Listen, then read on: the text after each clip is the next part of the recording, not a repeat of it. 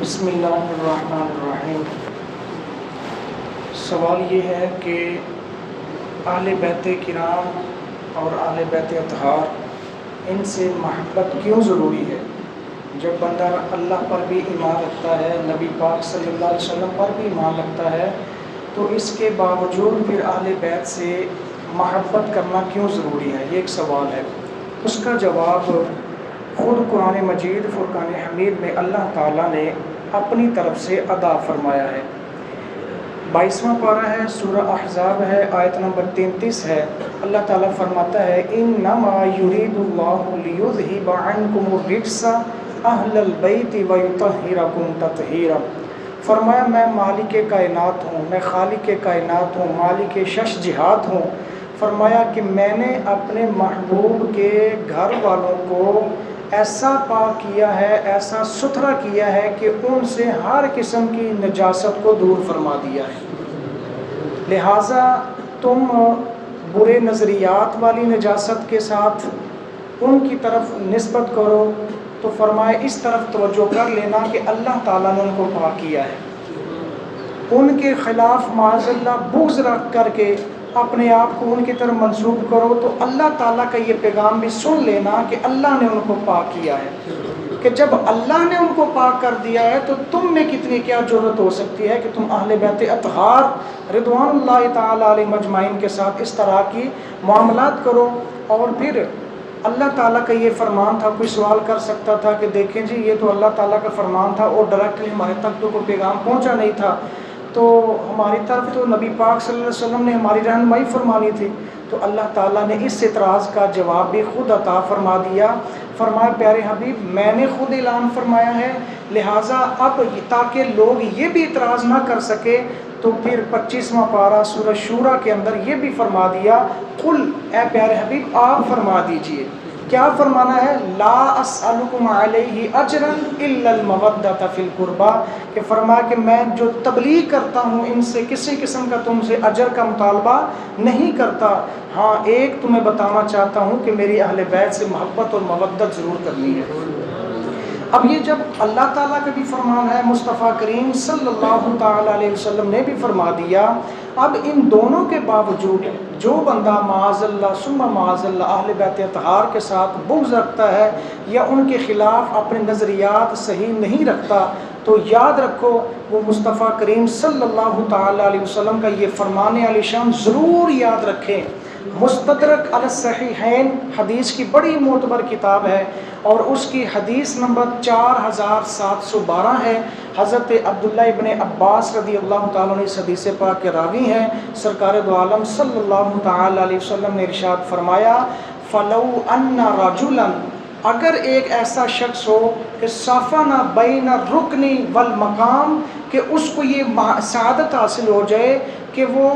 حجر اسود اور مقام ابراہیم کے درمیان کھڑے ہو کر کے اللہ تعالیٰ کی خوب عبادت کر لے، جس کو یہ سعادت میسر آ جائے کہ اتنا بڑا اس کو فیضان مل جائے کہ وہ ان دونوں جگہوں کے درمیان کھڑے ہو کر اللہ کی عبادت کر لے، پھر فرمایا فصلہ عبادت بھی کرے، فصامہ اور روزہ بھی رکھے، لیکن فرمایا کہ ثم لقی اللہ وہو مبغض لأہل بیت محمد صلی اللہ علیہ وسلم، فرمایا کہ وہ نمازیں بھی پڑھتا ہو اور کتنی مقام بلند پایا جگہ ہے وہاں بھی نماز پڑھتا ہو اور روزے کی حالت میں بھی ہو، لیکن فرمایا کہ جب اس دنیا سے جائے اور اس کی حالت یہ ہو کہ نبی پاک صلی اللہ علیہ وسلم کے گھر والوں کے ساتھ بغض رکھتا ہو معاذ اللہ، تو فرمایا اللہ تعالیٰ اس کی یہ عبادتیں بھی قبول نہیں کرے گا، اللہ تعالیٰ اس کے یہ روزے رکھنا بھی قبول نہیں کرے گا، اس کی وہ مقام ابراہیم پر کھڑے ہو کر کی باتیں کرنا بھی اللہ نہیں دیکھے گا۔ فرمایا کہ اگر اہل بیت کا بغض ہوا داخل النار، اللہ تعالیٰ اس کو جہنم میں داخل کر دے گا۔ یہ حدیث پاک اور جس کو سارے محدثین نے کہا کہ یہ بالکل صحیح ہے سند کے اعتبار سے بھی، لہٰذا یہ پیغام ہر ایک کو پہنچانا چاہیے اور یاد رکھنا چاہیے۔ اور اسی طرح یاد رکھیں یہ تو تھا نا کہ جو ان سے محبت نہیں رکھتا، تو جو محبت رکھتے ہیں اللہ تعالیٰ ان کو کتنے اعزاز اور اکرام سے نوازتا ہے وہ میں آپ کے سامنے رکھتا ہوں۔ نبی پاک صلی اللہ تعالیٰ علیہ وسلم کا یہ پیارا فرمان علی شان ترمذی شریف کے اندر موجود ہے اور حدیث نمبر 3733 ہے، اور راوی حضرت علی رضی اللہ تعالیٰ عنہ خود ہیں۔ اب دیکھیں روایت وہ کر رہے ہیں کہ جن کی ولایت میں کوئی شک نہیں ہے، اور آگے بیان ان کا ہے کہ جو اپنی طرف سے بولتے ہی نہیں ہیں۔ وَمَا يَنْتِقُ عَنِ الْهَوَىٰ إِنْ هُوَ إِلَّا وَحْيٌ يُوحَىٰ، فرمایا وہ تو کلام وہی کرتے ہیں جو اللہ کی طرف سے وہی کیا جاتا ہے۔ اب وہ کلام کیا ہے؟ حضرت علی رضی اللہ تعالیٰ عنہ فرماتے ہیں کہ ان رسول اللہ صلی اللہ تعالی علیہ وآلہ وسلم اخذ بید حسن و حسین، سرکار نے حسن اور حسین کا ہاتھ پکڑا، فقال، پھر ارشاد فرمایا من احبنی، جو مجھ سے محبت کرتا ہے، وَأَحَبَّ هَذَيْنِ، جو ان میرے دونوں شہزادوں سے محبت کرتا ہے،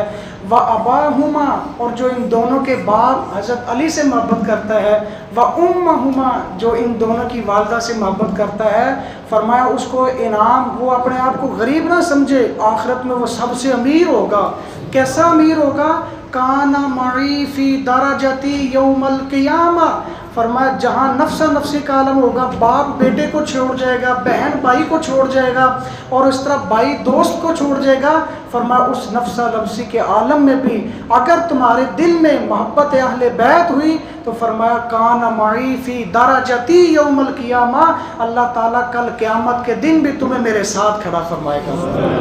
کتنا بڑا انعام ہے، کتنا بڑا یہ اکرام ہے۔ تو کبھی بھی ہم نے کوشش نہیں کرنی، بلکہ ہم نے کوشش کرنی ہے کہ وہ جتنا بڑا پرخطر معاملہ ہے، معاشر کا میدان ہے، اس میں ہم نے نبی پاک صلی اللہ علیہ وسلم کے قریب ہونا ہے، اور قریب ہونے کا نسخہ سرکار نے خود ارشاد فرمایا کہ میری اہل بیت سے محبت کرنی ہے۔ اللہ تعالی ہم سب کو اپنی عبادت کے ساتھ محبت اہل بیت میں زندگیاں بسر کرنے کی توفیق عطا فرمائے۔